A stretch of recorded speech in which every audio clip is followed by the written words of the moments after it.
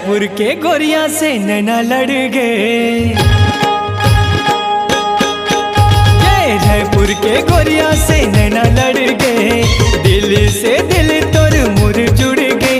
ये झलमाला राका वाली तुर से प्यार होई गे, अरे झलमाला राका वाली तुर से प्यार होई गे।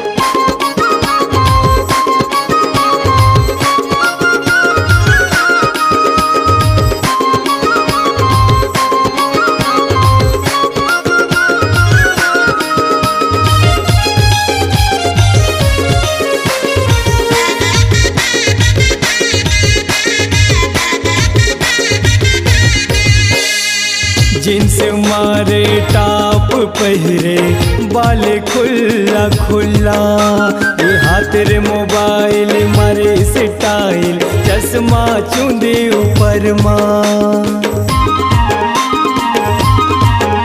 अरे जींस मारे टाप पहरे, बाल खुल्ला खुल्ला, ये हाथ रे मोबाइल मारे स्टाइल, चश्मा चूंदे ऊपर माँ। ये एक झलक देखे मन न बिगड़ गए, अरे एक झलक देखे मन न बिगड़ गए, आँखी के पुतरी मात ही बस गए। ए झलमाला राका वाली तुर से प्यार हुई गे, ए झलमाला राका वाली तुर से प्यार हुई गे।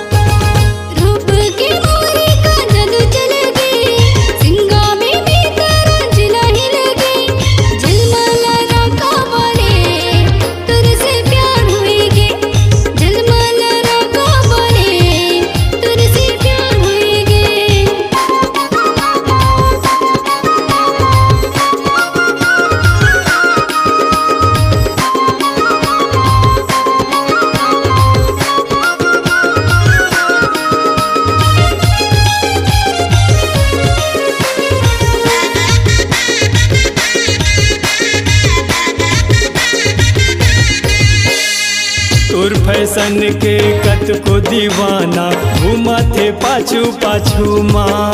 ए मजगे बावाल गुरिये सो के साल गुरी, आए जब ले सड़क माँ। तुर फैशन के कत को दीवाना, घूमा थे पाछू पाछू माँ। ए मजगे बावाल गुरिये सो के साल गुरी, आए जब ले सड़क माँ। अरे किसान सेन के जीव छुटा थे, अरे किसान सेन के जीव छुटा थे, तोला पाले ते मोर दिल कहाँ थे। ए झलमाला राका वाली तुर से प्यार होई गे, ए झलमाला राका वाली तुर से प्यार होई गे।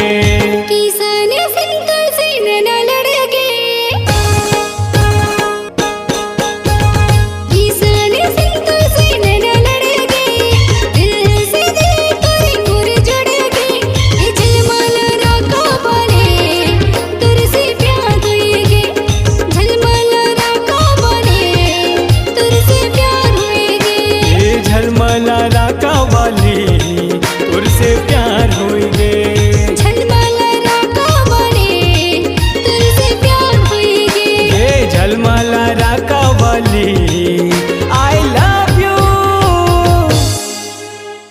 आपकी आवाज ही आपकी पहचान है।